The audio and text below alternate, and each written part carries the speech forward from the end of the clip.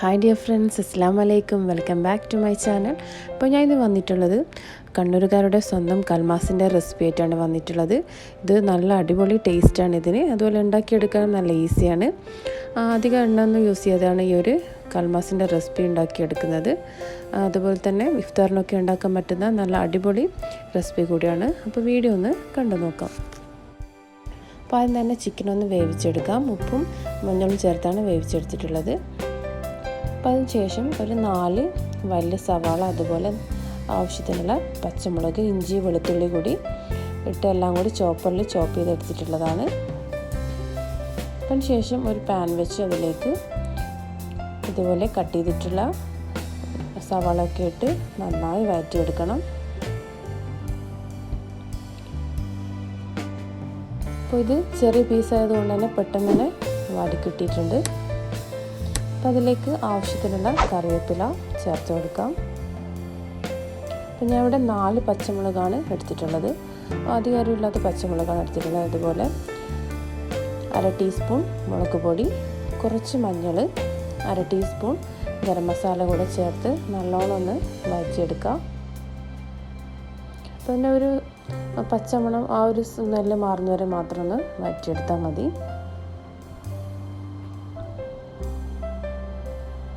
അതിനുശേഷം നേരത്തെ വേവിച്ച് വെച്ചിട്ടുള്ള ചിക്കന് ജസ്റ്റ് ഒന്ന് ക്രഷ് ചെയ്തെടുത്തിട്ടേ ഉള്ളൂ. അപ്പോൾ അതിലേക്കൊന്ന് ഇട്ട് കൊടുക്കാം. ഞാൻ ഇവിടെ 1/2 കിലോ എടുത്തിട്ടുണ്ട്. 1/2 കിലോ ബോൺലെസ് ചിക്കനാണ് എടുത്തിട്ടുള്ളത്. അതിനുശേഷം നല്ലോണം ഒന്ന് മിക്സ് ചെയ്തെടുക്കാം. അപ്പോൾ ചിക്കന് ജസ്റ്റ് ഒന്ന് ഒരു ഫ്രൈ പോലെ ആയിട്ട് വരണം. അപ്പോൾ അധികം എണ്ണയൊന്നും യൂസ് ചെയ്തിട്ടില്ല. നേരത്തെ ഒഴിച്ച എണ്ണ മാത്രമേ ഇതിലുള്ളൂ. അപ്പോൾ ഞാൻ ഇതിലേക്ക് കുറച്ച് മുളക് പൊടി കൂടെ ചേർത്തിട്ടുണ്ടായിരുന്നു, ചെറിയൊരു കളറിന് വേണ്ടി. അതിനുശേഷം ഫ്ലെയിം ഒന്ന് ഓഫ് ചെയ്തിട്ടുണ്ട്. ലാസ്റ്റായിട്ട് അതിലേക്ക് കുറച്ച് മല്ലിയില കൂടെ ഇട്ട് കൊടുക്കാം. മല്ലിയില ഇടുമ്പോൾ കുറച്ചും കൂടെ നല്ലൊരു ഫ്ലേവറാണ്.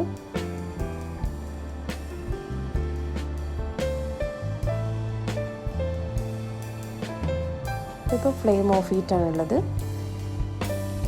അടുത്തത് വേവിക്കാനുള്ള അപ്പച്ചെമ്പൊന്ന് ചൂടാക്കിയെടുക്കുക. അപ്പോൾ വെള്ളം നന്നായി തിളച്ച് വരുന്നുണ്ട്. ഞാനിവിടെ പുഴുങ്ങലരി അരച്ചെടുത്തിട്ടുള്ളതാണിത്. അതുപോലെ ഒരു തുണി വെച്ച് നന്നായി ടൈറ്റാക്കി എടുത്തിട്ടുണ്ട്. നിങ്ങൾക്ക് ഇതുപോലെ തന്നെ സാധാരണ നമ്മൾ പത്തിലൊക്കെ ഉണ്ടാക്കിയെടുക്കുന്ന ആ അരിപ്പൊടി കൊണ്ടും ഇതുപോലെ തന്നെ നല്ലോണം ടൈറ്റാക്കി എടുത്തതിന് ശേഷം അത് വെച്ചിട്ടും ചെയ്യാം. ഇതുപോലെ റൗണ്ടാക്കി എടുത്ത് ജസ്റ്റ് കൈവച്ച് ഇതുപോലെ ഒന്ന് പ്രസ് ചെയ്ത് കൊടുക്കുക.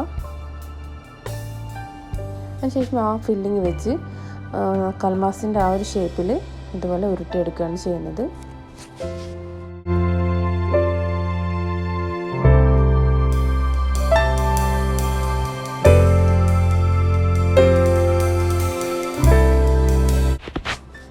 അപ്പോൾ ആവശ്യത്തിനുള്ള ഫില്ലിങ് വെച്ചെടുത്തതിന് ശേഷം കൈവച്ച് ഇതുപോലെ ഒന്ന് 2 സൈഡിൽ നിന്നും ഒന്ന് പ്രസ് ചെയ്ത് കൊടുക്കുക. അതിനുശേഷം നല്ലോണം ഒന്ന് ഷേപ്പാക്കി എടുത്താൽ മതി. അപ്പോൾ കയ്യിൽ കുറച്ച് വെളിച്ചെണ്ണയോ അതുപോലെ ഓയിലോ നമുക്കൊന്ന് സ്പ്രെഡ് ചെയ്ത് കൊടുത്താൽ കയ്യിൽ അധികം ഒട്ടിപ്പിടിക്കാതിരിക്കും. അതിനുശേഷം നല്ലോണം ഇതുപോലെ കൈവച്ച് തന്നെ ഇതുപോലെ ഉരുട്ടിയെടുത്ത് ഷേപ്പാക്കി എടുക്കുക.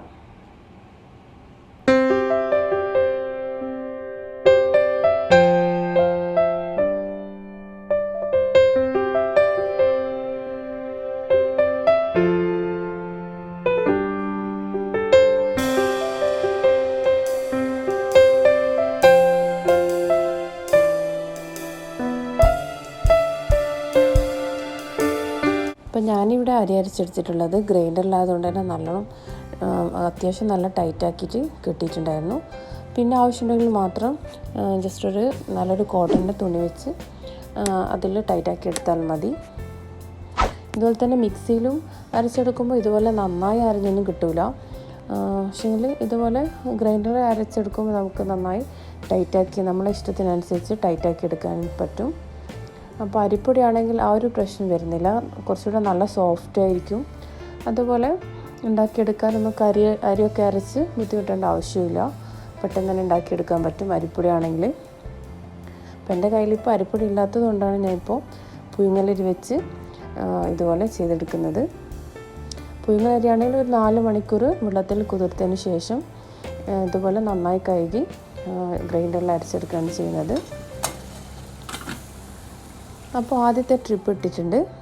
ഇതൊരു 10 മിനിറ്റിൻ്റെ ഉള്ളിൽ ഇത് വെന്ത് കിട്ടും. അരിപ്പൊടി ആണെങ്കിൽ ഒരു 5 മിനിറ്റ് കൊണ്ട് തന്നെ പെട്ടെന്ന് തന്നെ വേവായി കിട്ടുകയും ചെയ്യും. അപ്പോൾ അടുത്ത ട്രിപ്പും കൂടെ ഇട്ട് കൊടുത്തിട്ടുണ്ട്.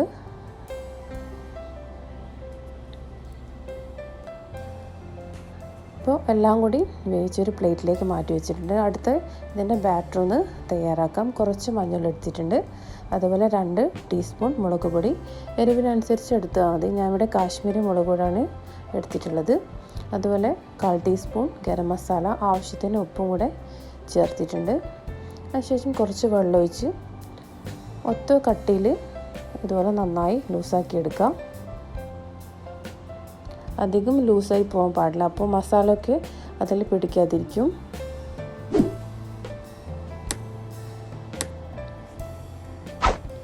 അപ്പോൾ ഞാനിപ്പോൾ ഈ ഒരു കട്ടിയിലാണ് ബാറ്റർ റെഡിയാക്കി എടുത്തിട്ടുള്ളത്.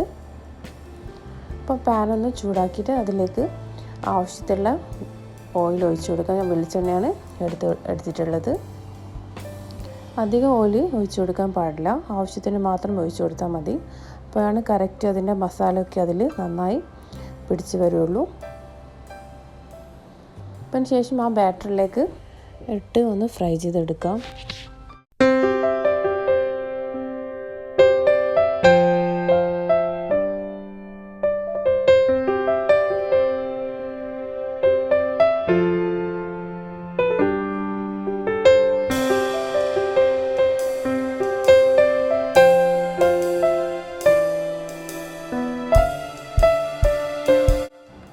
അപ്പോൾ ഞാനിവിടെ കുറച്ച് ഓയിൽ മാത്രമേ ഒഴിച്ച് കൊടുത്തിട്ടുള്ളൂ. വെളിച്ചെണ്ണയാണ് എടുത്തിട്ടുള്ളത്. അതുപോലെ ആവശ്യത്തിന് മാത്രം ഒഴിച്ച് കൊടുത്താൽ മതി. അപ്പോൾ ആവശ്യത്തിന് ഇതുപോലെ തന്നെ വെളിച്ചെണ്ണ ഒഴിച്ച് കൊടുക്കുമ്പോൾ മസാലയൊക്കെ അതിൽ നന്നായി ഇതുപോലെ പിടിച്ചിട്ടുണ്ടാവും. അപ്പോൾ നല്ലത് ഇതുപോലെ നാടൻ വിഭവങ്ങളൊക്കെ ഉണ്ടാക്കുമ്പോൾ വെളിച്ചെണ്ണ തന്നെ യൂസ് ചെയ്യുന്നതാണ് നല്ലത്. അപ്പോൾ കറക്റ്റ് അതിൻ്റെ ടേസ്റ്റ് നമുക്ക് കിട്ടുകയും ചെയ്യും. അതുപോലെ തന്നെ ബാക്കിയുള്ള കൽമാസമൊക്കെ അതുപോലെ തന്നെ ഫ്രൈ ചെയ്തെടുക്കാം. അപ്പോൾ ഈ ഒരു റെസിപ്പി എല്ലാവരും ട്രൈ ചെയ്ത് കമൻസൊക്കെ അറിയിക്കുക. ജസ്നാസ് സ്പൈസ് എന്ന് പറഞ്ഞാൽ ചാനൽ ഇഷ്ടപ്പെടുന്നവരുണ്ടെങ്കിൽ എന്തായാലും സബ്സ്ക്രൈബ് ചെയ്യുക. അതുപോലെ സബ്സ്ക്രൈബ് ചെയ്യുമ്പോൾ സൈഡിലെ ബെല്ലൈക്കൺ കൂടെ എനേബിൾ ചെയ്ത് വെച്ചാൽ വീഡിയോസൊക്കെ മിസ്സാവാതെ കാണാൻ വേണ്ടി പറ്റുകയും ചെയ്യും. അപ്പോൾ വീഡിയോ ഒക്കെ ഫ്രണ്ട്സിനൊക്കെ ഒന്ന് ഷെയർ ചെയ്ത് കൊടുക്കുക. ഇൻഷാ അല്ലാഹ് നല്ലൊരു വീഡിയോ ആയിട്ട് കാണാം. Thanks for watching.